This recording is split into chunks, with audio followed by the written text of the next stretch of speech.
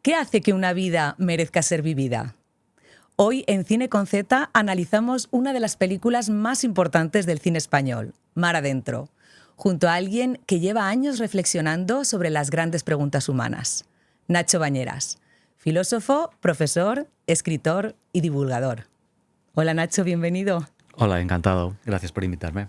Muchas gracias a ti por aceptar la invitación, que llevaba tiempo con ganas de tenerte aquí. Venga, qué bien. Película que hemos elegido hoy, Mar Adentro, de Alejandro Amenábar. Récord histórico, 14 premios Goya, un Oscar a la mejor película internacional en el año 2005. ¿Tú recuerdas cómo fue ver Mar Adentro hace ya 21 años? Pues lo he empezado a recordar a razón de la invitación, ¿no? Y sí, la recuerdo como una película que interpelaba en su momento, ¿no? Que abría preguntas, que permitía la profundización de la reflexión que se estaba haciendo, ¿no? En torno a la figura de San Pedro. O sea, sí recuerdo verla. La he vuelto a ver, ¿eh? La he vuelto a Para ver tenerla fresca. para refrescar. Para los más jóvenes, los que todavía no la habéis visto, Mar Adentro habla de la vida de Ramón San Pedro, un joven que tuvo un accidente y se quedó tetrapléjico y luego estuvo más de 20 años luchando para decidir sobre su propia muerte. Y bueno, nos refleja un poco también el resto de la familia, cómo actuó ante esta decisión y los familiares que estaban cerca. Y yo, para empezar, Nacho, te quería preguntar, ¿por qué le damos todos tanta importancia a la muerte? Gran tema, ¿no? La muerte ya es un tema y no nos lo acabaremos. Por tanto, eso de entrada lo pongo encima de la mesa. ¿Por qué le damos tanta importancia a la muerte? Bueno, porque la muerte simboliza muchas cosas. La muerte simboliza lo que más desconocemos. No sabemos nada de la muerte. Por tanto, es es la mayor representación de la incertidumbre. No sabemos nada de la muerte. Y, no obstante, tenemos conciencia de que tarde o temprano vamos a morir. No sabemos ni cómo ni cuándo. Pero digamos que eso lo cargamos desde que prácticamente tenemos conciencia. La muerte simboliza, por tanto, un límite. Es el límite en mayúsculas, ¿no? Porque a partir cuando viene la muerte ya no me puedo imaginar más allá de eso, ¿no?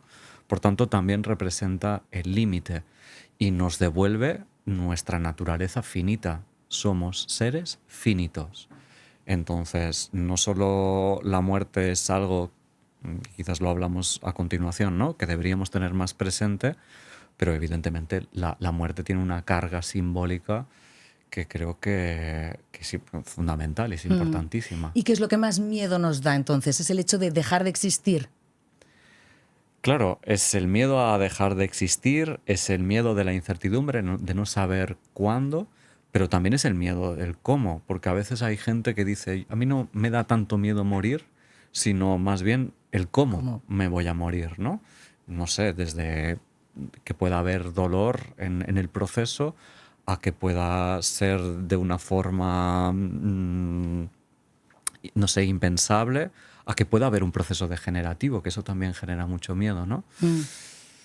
Fíjate, a mí lo que más angustia me daba, hasta hace poco lo he comentado en algún podcast, es el hecho de la incertidumbre de no saber qué hay más allá. Pero el hecho de escuchar a tantas personas que cuentan experiencias cercanas a la muerte o ese lado espiritual, da como un poquito fe a pensar que hay algo más allá, y a mí como que me baja un poco el nivel de miedo. Pero en el fondo tampoco sabes si lo que han vivido esas personas es algo real, ¿sabes lo que te quiero decir? Que aún sin saberlo, es como que me quita un poco ese miedo.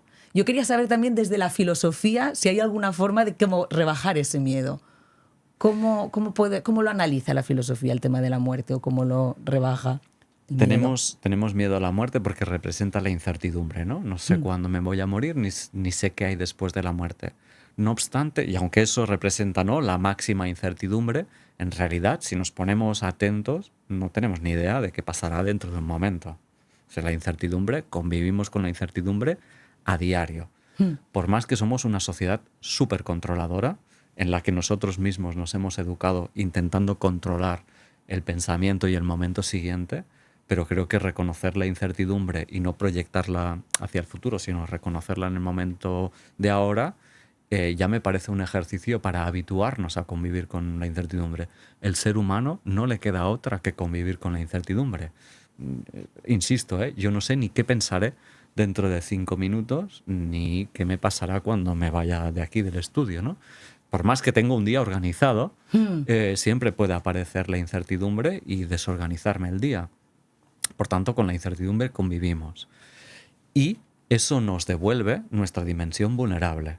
Es decir, cuando tenemos la incertidumbre cercana, creo que no nos toca otra cosa que aceptar, efectivamente, no sé ni qué me va a venir, ni cómo voy a responder yo. Y eso es algo característico del ser humano. Por tanto, ante la pregunta ¿qué hacer ante la incertidumbre? Yo diría, hombre, pues vivir una relación de una mayor amistad, de una mayor aceptación, que tiene que ver con aceptar la naturaleza vulnerable que nos caracteriza.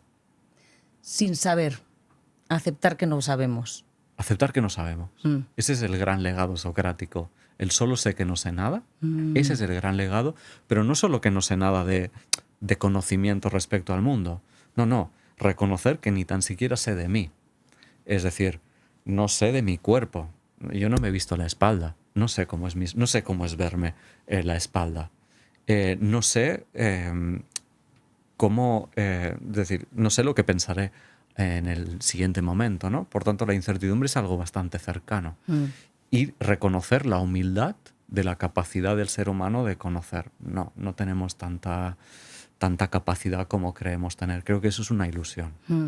Ostras, pero claro, ahora te estoy escuchando y la mayoría estamos haciendo todo lo contrario, ¿no? Estamos siempre como buscando esa cosa que nos diga, que nos calme, Claro. para calmar esta incertidumbre en lugar de aceptarla. Estamos haciendo todo lo contrario.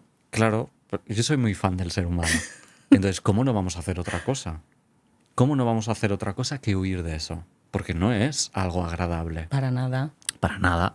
Entonces, claro, nos agendamos, ¿no? Nos colocamos en la agenda un montón de cosas y hay una parte en la que dedico, ¿no? A hacer, no sé, a pensar lo que haré al día siguiente o al mes siguiente, ¿no? Para tener organizado o me distraigo con otras cosas, claro, porque convivir con la incertidumbre pues es algo costoso, es algo difícil, es algo que da miedo y evidentemente la tendencia es a distraerme y a huir. Sí, lo entiendo perfectamente. Lo que pasa es que esa tendencia a huir también, primero que es algo con lo que desgastamos energía. Es muy desgastante intentar organizar el día y continuar reorganizándolo, porque continuamente se me va rompiendo el día, ¿no? Total. Entonces tengo que volver a reorganizar. Eso es costoso a nivel energético y a nivel atencional, ¿no? Eso primero.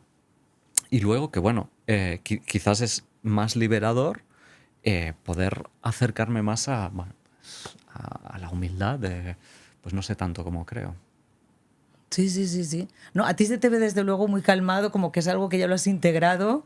Yo... Bueno, no sé si lo tengo integrado. Depende del momento en el que me cojas, ¿no? También. Ya. Depende de lo que me interpela la situación. Pero me parece interesante reconocer, sin más no, el miedo. Hay miedo, tenemos miedo. Claro. ¿Cómo no vamos a tener miedo?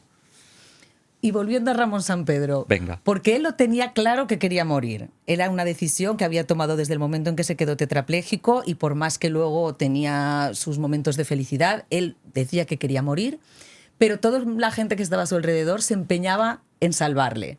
Ellos querían devolverle la ilusión. ¿Tú crees que es posible devolver la ilusión a alguien que está continuamente pensando en morir? ¿Es posible? Pues no lo sé. De entrada no lo sé. Es decir, otra forma de responder sería quizás sí, quizás no. ¿No? Quizás hay en ocasiones en las que podemos devolver la ilusión a esa persona. En realidad creo que en la película al menos se muestra cómo Sampedro, digamos, le aparece la duda, o al menos esa es mi interpretación, por las relaciones que tiene.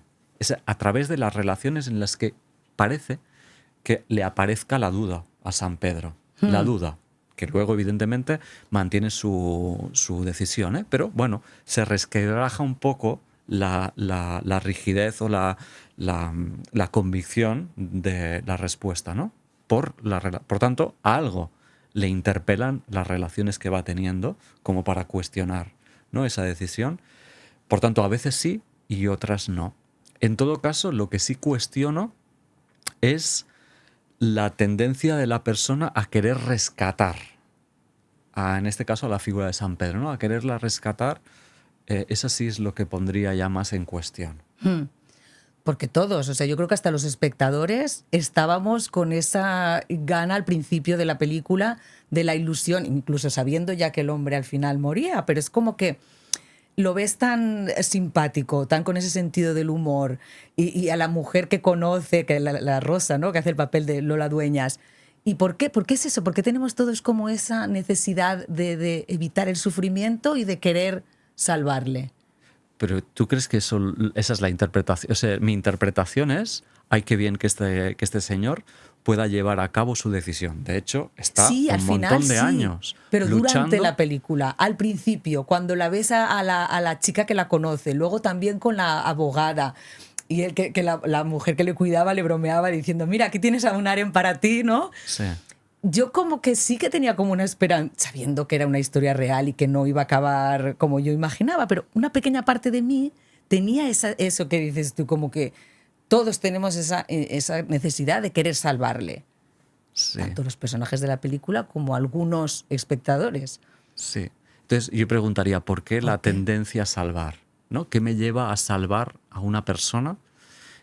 Porque cuando la quiero salvar, tampoco la estoy escuchando, Claro. ¿no? Es que eso es lo que, ¿no?, es uno de los conflictos, o el conflicto, ¿no? Que San Pedro no se siente escuchado, no se siente querido, justamente, ¿no?, con Rosa, porque le dice, ¿no?, si me quisieras de verdad, me Me ayudarías, ayudarías. ¿no? Por tanto, entiendo la tendencia de la persona a rescatar. Yo le preguntaría, ¿por qué? Porque hay es, esa tendencia a rescatar aparece como algo reactivo, como algo que más bien es la persona, rescato, Egoístamente, rescato porque algo me sirve a mí, ¿no? El intentar rescatar. Yo le preguntaría, ¿no?, ¿de qué te está sirviendo a ti? a lo mejor te hace sentir mejor persona el hecho de decir, le he devuelto la ilusión. O quizás está respondiendo a la propia pregunta de por qué vivo, ¿sí? Es decir, rescatando a la otra persona, intento, Mm, ¿no?, convencerla de que vale más vivir que no morir. mm, Y que eso para mí es importante, porque me da sentido a mí. claro. Porque en el fondo es algo que nos planteamos también todos, ¿no? Buscar un sentido a la vida, en pequeñas cosas se va encontrando ese sentido a la vida, es otra forma más de... Porque en el caso de Ramón también, él no paraba de decir que una vida así no merece la pena, ¿no? Sí, Para él no le merecía la pena. sí. Fíjate qué maravilla. Es decir, al ser humano no le basta convivir. Necesita un sentido. Uno o Mm, unos cuantos, ¿eh? Pero como mínimo necesita uno. Necesita una, digamos, una manera de vivir la vida, no solo vivirla. No se contenta con solo vivir. Y eso es lo que le pasa a San Pedro, ¿no? Que en el hecho solo de vivir, con eso no se contenta. No puede, le parece a él que no puede aspirar a nada más, y por tanto, para él no tiene sentido y no tiene dignidad vivir como lo está haciendo. Y yo creo que esa es una reflexión muy humana, y, y entonces me alegro muchísimo que pudiera llevar a término su decisión. ujú. Porque claro, yo te iba a preguntar entonces, ¿la libertad implica también el derecho a decidir tu propia muerte? Claro, para Claramente. mí, por supuesto, por supuesto. Si vivimos partiendo de la idea, ¿no?, de que mi vida es mía, por decirlo así, pues sí, ¿no? Y tengo una libertad, pues la libertad también tiene que ver con el poder decidir cuándo quiero morir. Y eso no quita que pueda estar acompañado en ese proceso, o que tenga que estar acompañado pues, por instituciones. Eso podemos hablar luego, ¿eh? Pero sí, mi derecho, mi libertad también tiene que ver con la posibilidad de decidir sobre mi propia vida. ¿Por qué crees que hay tantas personas? Porque esto siempre es debate. Que hay tantas personas que sí, que opinan como tú y otras que dicen que Bueno, no tenemos que tener derecho a decidir, que estamos jugando con algo divino. Sí, claro, entiendo ¿no? Si no puedo, si no tengo libertad sobre mi vida, entiendo que el contraargumento es que mi vida no es mía, ¿no? Que hay algo más allá Más de mí, que que está generalmente es decidiendo Dios, que yo siga que viviendo. decide por mí, Mm. que decide por mí. Bueno, claro, sí, entiendo el argumento, no estoy de acuerdo con el argumento, pero lo entiendo. Pero también tiene ambigüedades su argumento, ¿no? Porque, digamos, esa divinidad también me ha dado criterio para decidir. También, es decir, no sé, el cristianismo entiende que el ser humano es un ser libre. Aunque le pone límites, entiende que es un ser libre. Y para mí, entonces, es un tema de fronteras, que cómo interpretamos eso, ¿no? Yo sigo pensando que el ser humano es libre, tanto si es mi vida como si soy libre de cómo quiero vivir, ¿no? En los dos casos tengo la sensación de que tenemos la capacidad de decidir sobre esta cuestión. Y en el fondo, si lo piensas, las medidas que tomó Ramón Sampedro a su manera de dialogar, de llevar su caso a la justicia, al final ha hecho que su petición se cumpliera. O sea, realmente a día de hoy sí que es legal practicar la eutanasia en España y finalmente sí que podemos decidir los seres humanos que están en unas situaciones en concretas que viven muy mal, poder morir. Con lo que, no sé cómo decirlo, si quieres ver incluso el lado espiritual, Ramón Sampedro a lo mejor dedicó su vida a algo que ahora está ayudando a otras personas. Sí, claro. Sí. Sí, sí. No sé si realmente ha sido así. Ojalá fuera así. A mí me hubiera gustado que San Pedro hubiera podido morir con el reconocimiento y el acompañamiento. Digamos que San Pedro no consigue ¿no? que le dejen morir y por tanto lo tiene que hacer a escondidas, ¿no? Digamos que qué lástima que no haya podido llevar a cabo su decisión de una forma completamente visible, completamente reconocible y con la tranquilidad de poder haberla hecho de esta manera. Pero bueno, gracias a él es verdad que finalmente ha habido casos como ahora recientemente el de Noelia Castillo, que sí que ha podido hacerlo y... Sí, ha servido. Espero, sí. Y Pero espero sí estoy contigo que ojalá lo hubiera podido hacer él, porque es que 26 años fueron muchos años de sufrimiento. De sufrimiento continuo. Es que además cuando lees sus poemas y todo, es que dice, él explicaba como que donde realmente era feliz eran sus sueños. Era o cuando soñaba, o cuando imaginaba, cuando tal, pero que en cuanto volvía a su cuerpo era una sensación de desgracia, de decir, es que no quiero seguir viviendo así, no quiero. Sí, sí. Pero es curioso porque luego en la película Amenábar nos pone también al sacerdote con el mismo problema, ¿no? Que también está tetrapléjico y con una visión completamente diferente de la vida. Y yo te quería preguntar, a nivel filosófico, ¿cómo podemos explicar que dos personas en las mismas circunstancias es legítimo que luego tengan una visión completamente diferente de lo que es la dignidad y el sentido de la vida? Claro, ¿no? Porque viven con dos filosofías diferentes o dos narraciones diferentes. El sacerdote vive creyendo, ¿no? Teniendo en su filosofía que hay un mundo superior o hay un Dios, que hay una trascendencia, por tanto, y eso le da sentido a su vida. San Pedro no tiene eso, no cree en eso.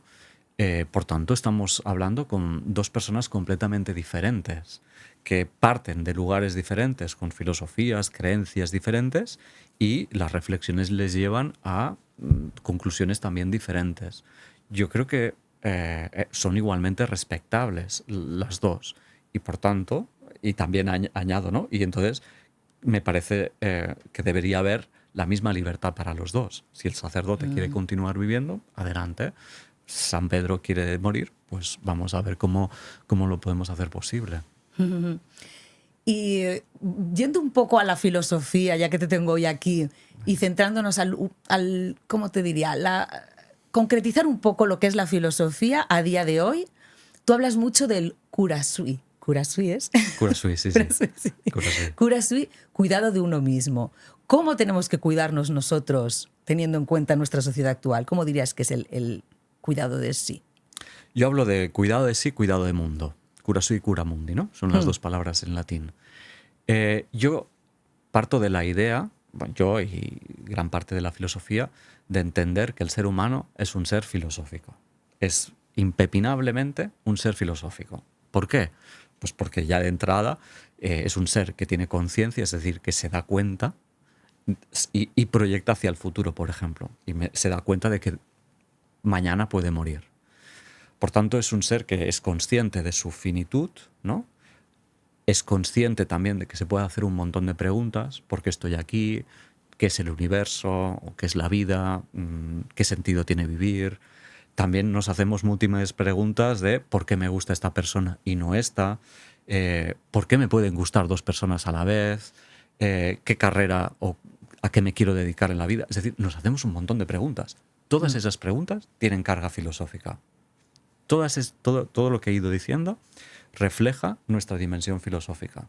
Por tanto, es impepinable que como seres humanos hagamos filosofía. Cada cual tiene su propia filosofía. Por más que hay gente que le dedica más tiempo a esa filosofía, la hace más consciente, la enriquece con el diálogo, con los libros, con las películas, y otros no le prestan tanta atención. Pero yo creo que esa reflexión la tiene cada cual. Y con esa reflexión cada cual hace una madurez a lo largo de su vida. Va aprendiendo a vivir. Cada persona va aprendiendo a vivir con aquello que le pasa, va generando una reflexión con aquello que le pasa. Eso a mí me parece absolutamente filosófico. Entonces, la invitación es a prestarle más atención. ¿Y por qué a prestarle más atención? Hombre, porque es lo que fundamenta mi vida, es lo que orienta mi vida, es lo que le da calidad a mi vida, ¿no? Ese trasfondo. Entonces, en la medida en que, como si fuera un jardín, ¿no? Le presto atención, lo enriquezco, ¿no? Le voy dando matices, le puedo dar profundidad, le puedo dar complejidad, lo puedo relativizar también. De ahí que la necesidad del cuidado de uno mismo. Y también porque ocuparme de eso me permite ganar en libertad. Yo creo que el ocuparnos de la reflexión interna, o a través de ocuparnos de la reflexión interna, ganamos libertad. Es decir, de reconocer, por ejemplo, las creencias a partir de las cuales vivo el mundo o me vivo a mí mismo. La creencia de que, por ejemplo, al mundo se tiene que venir a ganar dinero o a trabajar, o que la vida es dura, o que, no sé, tengo que ser simpático. Hay un conjunto de creencias que me vienen dadas por mi familia, por mi entorno, con las que me construyo, pero que está bien ser consciente de ellas y poderlas cuestionar. ¿Y qué preguntas concretas dirías que nos tendríamos que hacer a una edad, por ejemplo, como la que me gusta a mí, la generación Z, los adolescentes? Bueno, la pregunta del sentido, ¿qué sentido o qué sentidos tiene mi vida? Esa me parece importante, ¿no? También, ¿qué papel ocupan los otros, las personas de mi entorno? Creo que eso también es una pregunta. No estoy haciendo preguntas muy profundas, quizás, pero me parece... Mejor bajarnos a la tierra y que te me puedas parece, seguir. Me parece Y nos puedas seguir desde casa. Importante. Y también la pregunta de cómo vivir en paz conmigo mismo. Cómo vivir en paz conmigo mismo. Con aquello que voy viviendo, cómo vivir en paz conmigo mismo. Son 3 preguntas, quizás añadiría una tercera, que no sé formularla en preguntas, pero yo entiendo, o sea, algo que me gustaría transmitirle a mi hija es: la vida es un viaje en el que nos pasan cosas que no tenemos previstas, y a partir de ahí vamos haciendo una mezcla entre lo que nos pasa y nuestra reflexión, ¿no? Pues que sea rica esa reflexión, ¿no? Que sea rica ese proceso de transformación, que le lleve a mi hija a sentir que ha palpado la profundidad de la vida. Eso es lo que me gustaría transmitirle, que el viaje vale la pena. Muy bonito. Y entonces, dentro del cura sui estaba también el cura mundi, y yo entendí que es cuidarse uno mismo, conocerse de la mejor manera posible para poder cuidar al mundo y a los demás. Este es el mensaje que tendríamos que tener todos. Esta es como la forma de poder tener una vida feliz? Sí, lo que no sé es qué empieza primero, si lo huevo o la gallina. Es decir, que a veces para cuidarme a mí está bien cuidar el otro. Es que a veces para cuidarme a mí o cuidarme a mí tiene que ver con salir de mirarme el ombligo y ocuparme de los demás. Y cuando me ocupo de los demás me doy cuenta de que me estoy ocupando de mí. No sé, no tengo muy claro cuál es la primera, la primera. Por eso las dos. Por eso las dos, me parecen igual de importante las dos. Cuidándome a mí, cuido el mundo, entiendo, porque cuestionándome a mí, buscando esa libertad, estoy dando también, o ofreciendo más libertad al entorno, pero ya digo, también cuidando al mundo, me cuido a mí, porque hay una relación de interdependencia. Yo había notado una frase que me gustó mucho. Dice, si no te conoces, que la has dicho tú, A ver. si no te conoces, si no aprendes a cuidarte por dentro y si vives siempre reaccionando al mundo, acabarás viviendo una vida que no has elegido realmente. Esta es lo que la filosofía promete, ¿no? Es decir, el entender que somos seres sociales, es decir, que somos construidos por nuestro entorno. Yo recibo de mi entorno pautas de comportamiento, valores, creencias. Yo recibo de mi entorno todo esto. Digamos, lo recibo como si fuera una mochila. De la misma manera, recibo del mundo experiencias que yo no he escogido, ¿no? Las recibo del mundo, pero mi libertad empieza a través de la pregunta ¿qué hago con todo esto? ¿No? ¿Qué quiero hacer con todo esto? Ahí empieza la libertad, o entiendo que empieza la libertad individual. Bueno, pues en ese proceso entiendo que dedicarme a ese proceso permite ampliar, ensanchar un poco más la libertad. ¿Qué es lo que me quedo, ¿no?, de esas cosas que he cogido de la sociedad, de mis padres, de tal? ¿Y qué es lo que realmente siento dentro de mí, qué es lo que tengo que hacer y tirar para adelante? Exacto, ¿no? Esa mezcolanza entre lo que me viene y lo que yo quiero, ¿no? Y ahí aparece un diálogo, que es el diálogo que tenemos todos, a veces conflictivo, a veces más armónico, a partir del cual yo voy haciendo un proceso de maduración. Vale. ¿Y por qué crees que hoy nos cuesta tanto estar con nosotros mismos? Porque claro, si queremos cuidar de nosotros mismos y conocernos, tenemos que reflexionar, mirar hacia adentro, y parece que hoy sea algo que cueste bastante. Hoy tenemos dificultades. Hoy tenemos bastantes dificultades para hacer este trabajo de estar conmigo o ocuparme de mí, ¿no? Primera dificultad, hoy en el centro está el valor de la producción, del hacer y el reconocimiento, ¿no? Eso está en el centro. Y entonces, pues evidentemente queremos estar ahí porque pensamos que ahí es donde vamos a obtener, ¿no?, el mayor bien. Y entonces esa sería la primera dificultad para ocuparme de mí, ¿no? La rueda de hámster en la que todos estamos, que está tan bien, que parece que esté tan bien valorada. El segundo son los estímulos que tenemos en nuestro entorno que interrumpen la atención, ¿no? Digamos, las redes sociales, el móvil, toda la tecnología interrumpe la atención y nos lleva al mundo de las imágenes, el mundo de la fantasía, y creo que eso también es algo que nos dificulta el estar con nosotros, ¿no? Tenemos esas dos grandes dificultades que nos dificultan poner la atención en nosotros, ¿no? Y resalto la creencia de que cuando estamos con nosotros aparece el aburrimiento o la improductividad, ¿no? Todo lo que tiene que ver con no hacer nada o lo improductivo está bastante ninguneado. Yo es curioso porque hoy, que antes de venir aquí al podcast me he ido a hacerme las uñas y me ha llamado la atención que he visto que había un soporte para poner el móvil. Y le digo a la chica, porque claro, aunque sea una manicura sencilla, tus 40 minutos estás con ella, entre que tal. Y digo, ¿esto del soporte del móvil? ¿Por qué lo tienes aquí? Y yo pensando, iluso de mí, que es gente a lo mejor más mayor que se hace las uñas y como que tiene miedo de que si le llaman o tal, tener el móvil disponible para poder cogerlo. Me dice, no, esto es la gente, sobre todo las más jóvenes, que mientras están haciendo las uñas les gusta estar mirando vídeos. Digo, claro, si ni siquiera somos capaces de los 40 minutos que tenemos que estar entre que te las hacen, se secan las uñas, un poco pensando en nuestras cosas, relajados, ¿no? Mirando un poquito, pues eso, para adentro, ni 40 minutos de la manicura, ¿cómo luego van a buscar un momento para de verdad dedicarle a esto? Claro, pero también si estamos mirando el móvil permanentemente, es por eso que decía de la productividad, por el miedo a perdernos algo, por estar permanentemente informándonos o estando al día, aunque sea mirar series, estoy al día, ¿no? Estoy permanentemente al día porque hay un miedo de fondo a quedar desprendido del mundo, ¿no? O no enterarme, ¿no? Hay como un miedo a perder el tren continuo, ¿no? Eso es lo que intento comprender porque también estamos, entre otras cosas, estamos enganchados a la tecnología y al móvil, ¿no?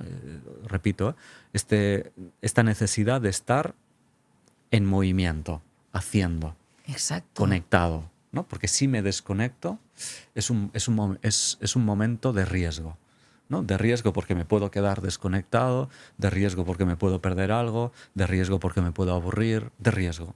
Entonces, bueno, pues evidentemente evitamos ese riesgo. Pero entonces, ¿qué consejo les podemos dar para como cambiar el chip y decir, pues eso, si estás en las uñas, déjate ese momento, dedícate a ti?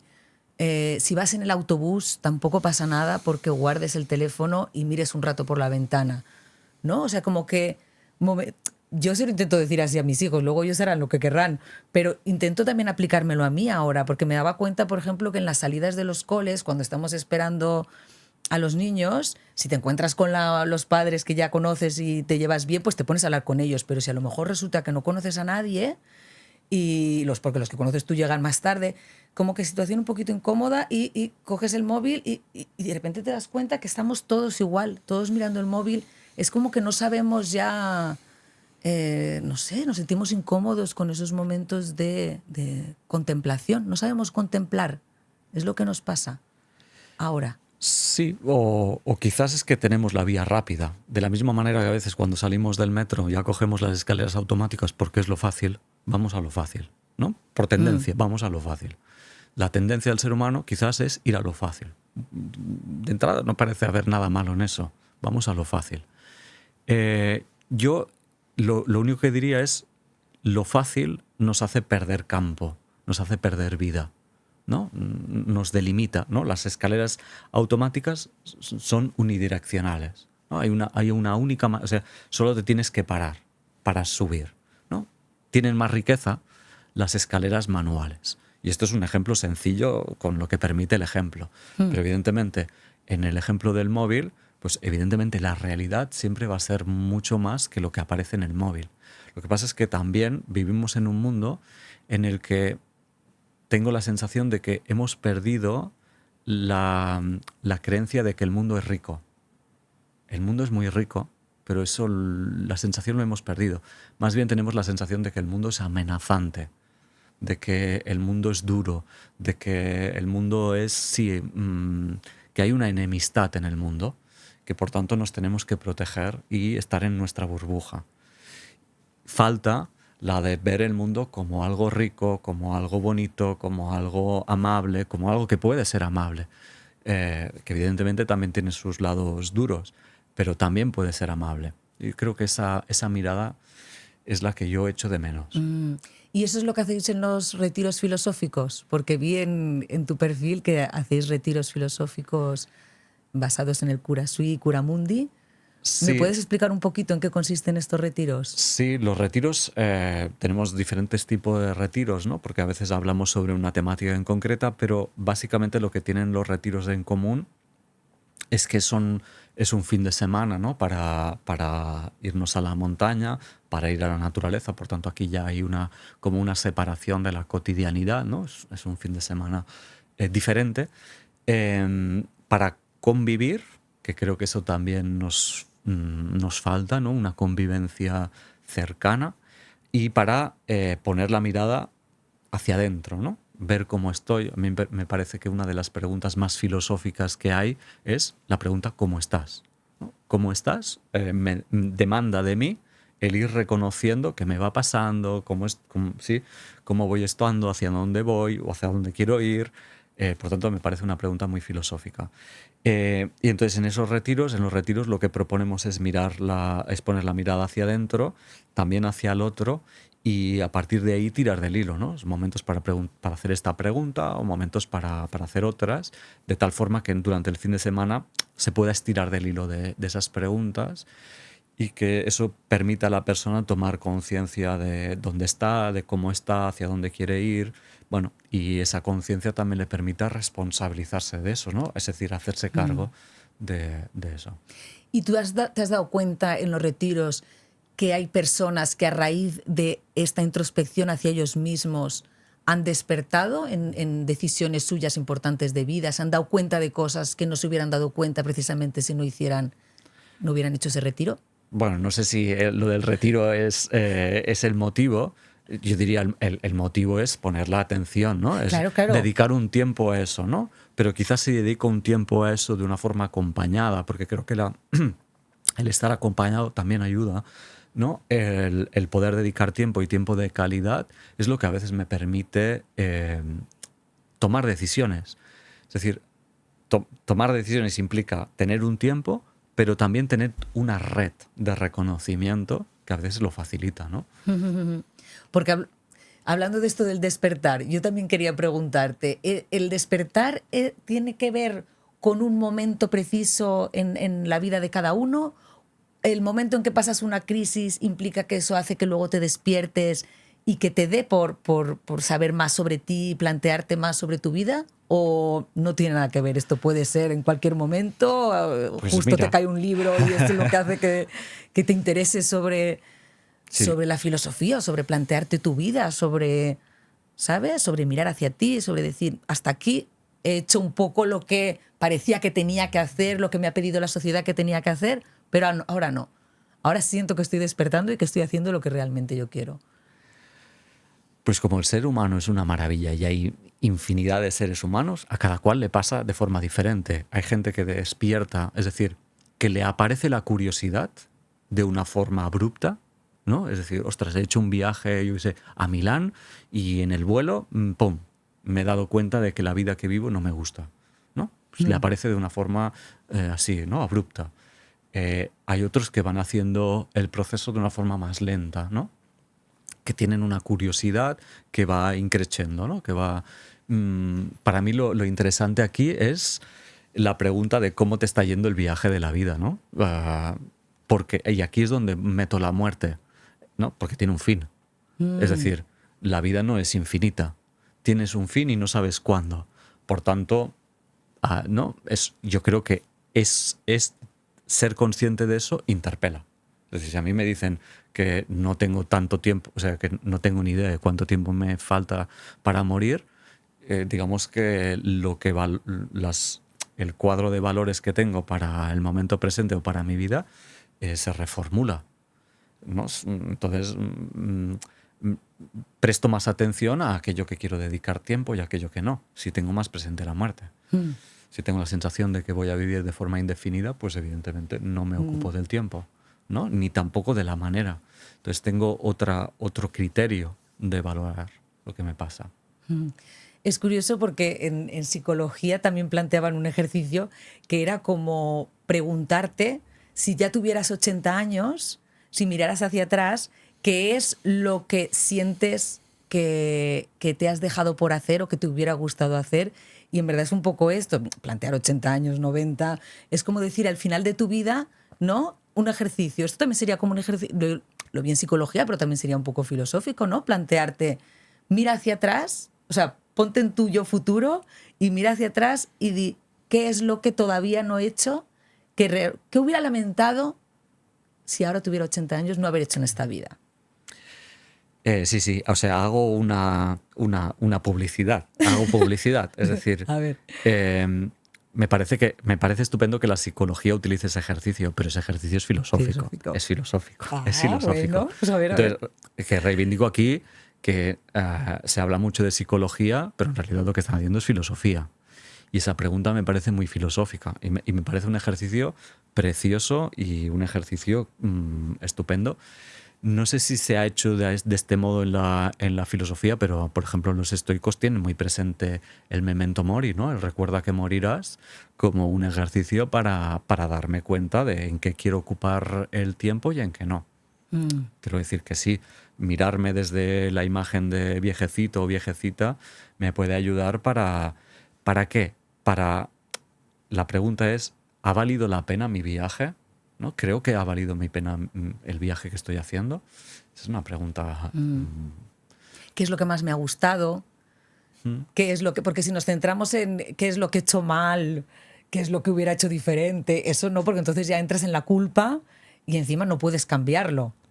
Bueno, yo te diría, ocuparme del aprendizaje de los errores está perfecto. Los errores traen sabiduría. Evidentemente la culpa estamos hablando de otra cosa, ¿no? Dejémonos la culpa de lado.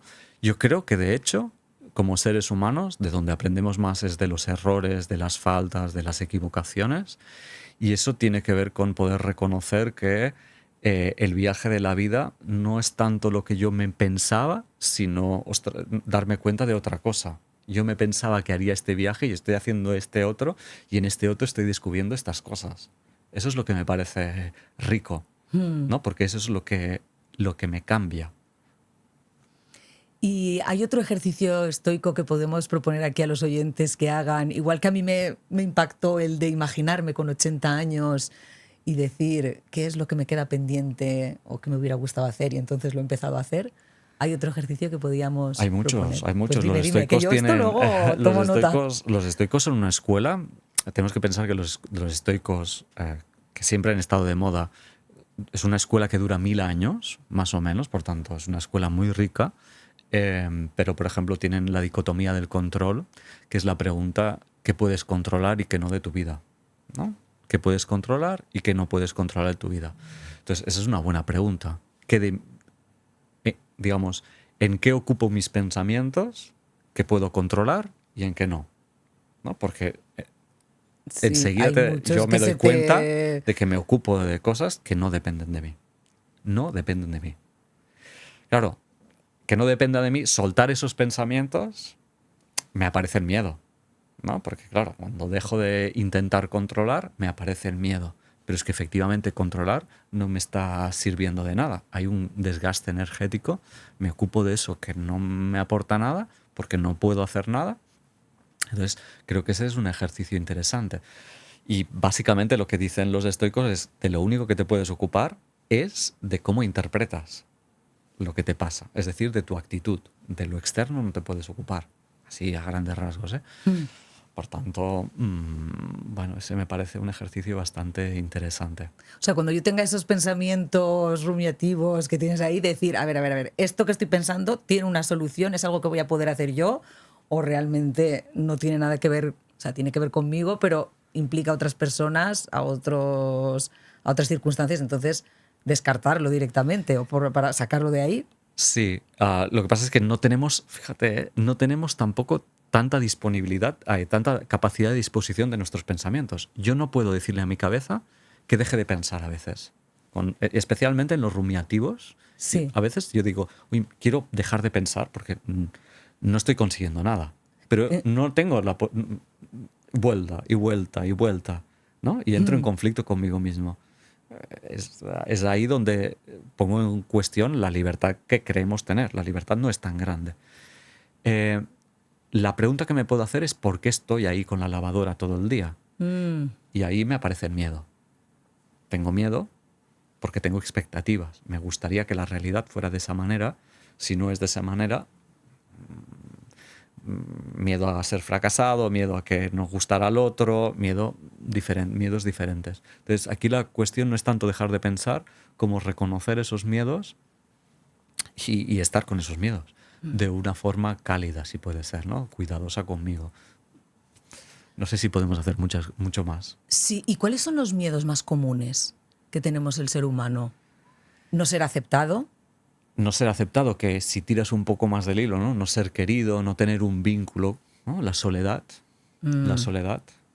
porque la soledad nos lleva a, digamos, la soledad es algo que instintivamente rechazamos como seres humanos, porque Somos seres sociales, ¿no? biológicamente la soledad equivale a muerte, ¿no? A un niño, una criatura pequeña, la soledad equivale a muerte.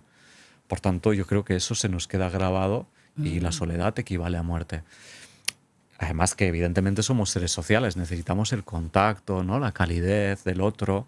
Por tanto, la soledad yo creo que es algo que nos conecta con la muerte y que yo pondría en el número 1. Sí, esa es la... Luego está ¿no? Quizás diría la segunda es miedo a nosotros mismos. O miedo a mi propio juicio. Miedo a mi propio juicio. Es decir, si me equivoco, ¿qué juicio tengo de mí, ¿no? A veces estoy ahí culpabilizando, como decías tú antes, ¿no? De por qué me he equivocado y no saliendo de esa... Por tanto, la segunda tendría que ver conmigo, ¿no? Con la relación que mantengo conmigo. Si es una buena o una mala relación. A tener una mala relación. Y conocer tus miedos, en el fondo, es importante porque o sea, como que, ahora no sé si me estoy yendo a la psicología o a la filosofía también, pero si tú ves el miedo, en verdad, si vas más allá, ves la herida emocional de dónde viene ese miedo. Entonces Sí. la puedes tratar y al final suavizar y no tener tanto ese miedo en concreto. Pongamos ejemplos para que sea más claro. Sí. Yo, por ejemplo, en la época de entre los 10 y los 14 años, en el colegio, pues como a mucha gente le ha pasado, sufrí bullying, sobre todo una persona en concreto, que era mi mejor amiga, empezó de repente de la noche a la mañana me evitaba, sentía ese rechazo. Entonces, yo eso es algo que luego he notado con el tiempo, que lo he podido sanar. Bueno, porque yo ahora tengo muchas amigas y me siento muy bien con mi familia y tal, pero hay diferentes momentos en la vida en los que tengo miedo a hablar en público, tengo, ¿sabes? Según qué miedo, y digo, esto viene de esos momentos en los que yo me sentí rechazada, ¿sabes? O sea, como que miedos que tú tienes en la actualidad te vienen por un rechazo que tú sentiste cuando eras pequeña. Si tú acabas entendiendo ese rechazo, ¿por qué lo sufriste? Porque esa chica, en verdad, a saber, en su momento igual tenía otros problemas ella en casa o igual empezó a sentirse mejor yendo con otras amigas y no es que tú habías hecho nada malo para que ella dejara de ser tu amiga, ¿sabes? También aprendes a relativizar, a decir, bueno, pues no tuvo que ser ella, pues es porque luego en verdad llegó otra niña con la que me llevé mejor y ya fue mejor. Pero esos 4 años yo lo sufrí mucho en su momento y eso generó mucho dolor y mucha vulnerabilidad y mucho miedo hacia también cómo me voy a relacionar yo con otras personas, ¿sabes? Es importante a veces los miedos que tú ves ahora, ver ese origen y curarlo. No sé si a través de la filosofía también lo hacéis este trabajo, ¿me explico? De hacer preguntas, de volver al pasado, o eso es más psicología. Bueno, yo no, Es que insisto, se mezcla, ¿eh? sí, Esto se mezcla mucho. Como mínimo se mezcla. Pero lo que estás intentando es comprenderte. Claro. Estás intentando comprender. Es decir, estás intentando narrar tu vida, ¿no? Tejer tu vida. Es decir, tener una narración de por qué me han pasado, cómo me he colocado, qué es lo que quiero, cómo me ha herido, cómo me ha hecho daño esto, ¿no? Estás intentando comprender tu vida. Yo hasta aquí no veo la psicología, en el sentido que aunque la vida duela, porque duele, lo que estás haciendo es intentar comprender y a la vez que intentas comprender, intentas no quedarte sujeta a los hechos. Es decir, no porque tuviste una experiencia de bullying, quieres que esa experiencia te limite, ¿no? Sino que ves que la vida, por decirlo así, te ofrece oportunidades en las que puedes tener mayor libertad, ¿no? Ostras, aquí puedo hablar en público, pero cuando quiero hablar en público porque me apetece o porque quiero, me aparece esta sensación de que puede venir de allá. Porque efectivamente puede venir de una herida, ¿por qué no? Pero también puede ser una experiencia propiamente humana, ¿no? bueno, cuando vamos a hablar en público, pues siempre es un momento de exposición y por tanto de riesgo y por tanto que me pueden, ¿no? Me van a juzgar. Es que Exacto. me van a juzgar, pero es que Exacto, es claro, el que es sentirte juzgado. pues es que te van a juzgar, claro, porque cuando escuchamos a alguien, juzgamos a esa persona. Forma parte de la experiencia humana y eso nos puede herir, efectivamente. La vida nos puede herir, sí. Es más, yo diría, la vida seguro que te hiere. Seguro que te hiere.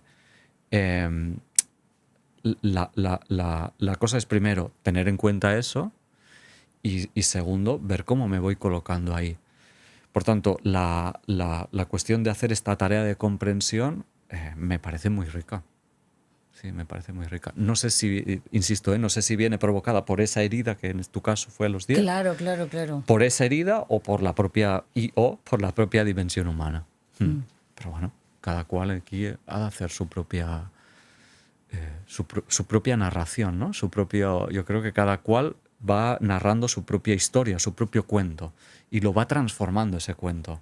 Eso también es verdad. Eso lo va transformando. Por tanto, es un Totalmente, cuento. porque lo que veías igual en esa época no lo veo igual, no lo veía igual a los 30 ni lo veo igual ahora con mis 46 años. Por tanto, es un cuento, es una narración fantástica, o sea, fantástica en el sentido de ilusoria, porque la voy cambiando, aunque le damos mucha validez. Es decir, es el marco de sentido con el que nos vamos narrando, o sea, vamos comprendiéndonos, ¿no?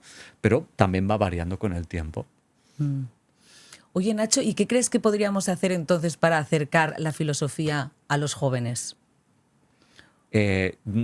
Diría, Bueno, es decir, decirles que ya la tienen ahí, decirles que ya lo están haciendo. Es decir, no creo que haya que acercar nada en realidad. Más bien hay que decir que lo que les pasa es filosófico. Con eso, y evidentemente, ofrecerles un espacio para poder hablar, para poder cuestionar, para poder compartir, para poder enriquecerse de otras experiencias, ¿no? De las lecturas, pero a los adolescentes siempre me ha parecido la época, o una de las épocas más filosóficas por las decisiones que tienen que tomar, por el momento en el que están, por la importancia que tiene el grupo. Una de las, no sé, hay momentos, ¿no?, que así arquetípicamente tienen intensidad, ¿no? Y creo que la adolescencia es una de esas. Por tanto, yo creo que dejarles hablar sería suficiente. Bueno, primer paso. primer paso, porque suficiente tampoco, claro. No Sí, sé si no, suficiente no. Primer paso. porque yo, por ejemplo, en la época del instituto, estamos hablando de hace muchos años, tenía una profesora maravillosa de filosofía, pero lo que nos hablaba era de los filósofos. No hacía filosofía con nosotros. Claro. ¿Sabes? Yo no sé a día de hoy, tú que eres profesor, ¿se habla de la historia de la filosofía y luego se hace filosofía? ¿Se pone en práctica en Eso las es una aulas? pena. No. No. Bueno, no, aquí ya vuelvo a generalizar, no lo sé, en realidad no lo sé, pero desde también mi experiencia y haciendo una reflexión generalista, yo creo que sí que se le da, desde la filosofía, se le ha ido dando cada vez más importancia a hacer historia de la filosofía que no hacer una práctica filosófica, ¿no? O descubrir la filosofía imbrincada en la vida, ¿no? Y creo que eso se ha hecho por querer prestigio, porque tiene, ¿no? Por seguridad, pero yo haría todo lo contrario. Primero, ver que cada cual tiene esta dimensión filosófica y luego enriquecerla por lo que han ido diciendo, ¿no? Y entonces, ya para terminar, Nacho, dirigiéndonos a estos jóvenes, a los padres de la generación Z y a los jóvenes de la generación Z, ¿cómo les podríamos ayudar más concretamente a los jóvenes que están ya en esos años de bachillerato, que tienen que estudiar una carrera, para decirte, estas son las preguntas que te tendrías que hacer para tener un poquito más claro el camino que tienes que seguir? Esa es una pregunta difícil de responder. Difícil de responder. Quizá tratar a los adolescentes como adultos. Es decir, los adolescentes quieren libertad y están ya cansados, yo tengo la sensación, de tanta imposición. Por tanto, no les diría, no entraría a hacer filosofía desde la obligación, sino que entraría desde la filosofía, desde lo que hay, desde la cotidianidad, ¿no? Eso implica que haya buena comunicación, que haya una comunicación, ¿no? Que ya se haya cultivado la comunicación desde siempre, digamos. Entonces, yo lo que diría es hablar, reconociendo que a veces los adolescentes no quieren hablar también. ¿Por qué? Pues porque se la quieren jugar, porque están más dispuestos a jugar, a arriesgarse, porque se creen, están estrenando la vida y se creen con la capacidad de poder estrenarla de una forma exitosa. Pues a veces se tienen que caer.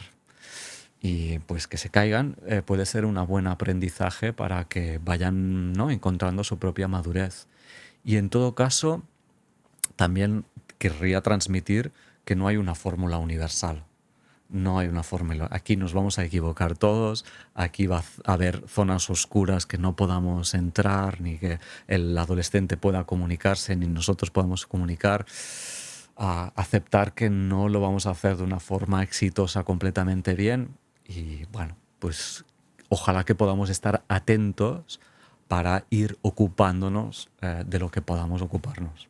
No, claro, yo pensaba también, no sé si había como algunas preguntas concretas de esa manera de mirar hacia adentro, de decir qué es lo que a ti te gusta cuando realmente estás haciendo algo que sientes que vales, ¿sabes? Como preguntas concretas para tener una guía, de decir, por ejemplo, no sé si es una tontería, pero yo lo digo, mi hija le gusta mucho escuchar podcasts de geopolítica y de cosas de política.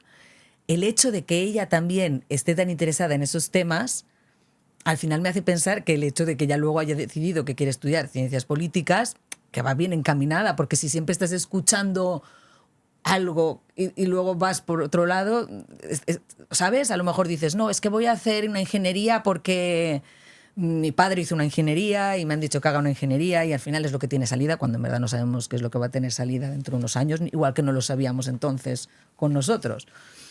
El hecho de que ella vaya a tirar a hacer una carrera y que de normal tenga este interés en escuchar podcasts sobre estos temas, digo, hombre, muy desencaminada no va. No, qué bien, qué gusto, ¿no? No. Qué gusto. O sea, sí, diría, una pregunta interesante puede ser ¿qué te gusta, ¿Qué te no? mueve a ti? ¿Qué te mueve? ¿Qué te mueve? Porque no irá tan lejos de eso al final o lo que te quieras dedicar. Puede ser. Pero aquí añadiría dos cosas. Una, la persona quizás no sabe responder. Yo mismo me encuentro, ¿no? Me voy hacia atrás y a mis 17 años, ¿qué te gusta, Nacho? ¿Qué quieres hacer? Ni idea. Por tanto, puede aparecer ni idea. Entonces, reivindico el ni idea también. Porque, pues si no tengo ni idea, no tengo ni idea. Y quizás es que yo voy lento. Y quizás es que necesito más tiempo. Y ahí es la segunda idea, ¿no? Claro, es como encajonamos la vida en procesos, ¿no? Que si de 16 a 17, bachillerato, que luego ya tienes que... De 18 a 22 tienes que tener la carrera, que si no ya haces tarde. Pues ya aquí ya hay una presión que, bueno, o sea, hay gente que no encaja, pero hay gente que no. Y tampoco me parece una barbaridad no encajar. Es decir, pues si a los 17 no tienes ni idea, pues bueno, yo tampoco lo veo... claro, aparecen los miedos. Como padres nos aparecen los miedos y al adolescente yo también tenía miedo. Ostras, ¿cómo no voy a saber lo que quiero hacer? Voy a perder el tren, ¿no? Mis compañeros ya están haciendo, ya saben, yo no...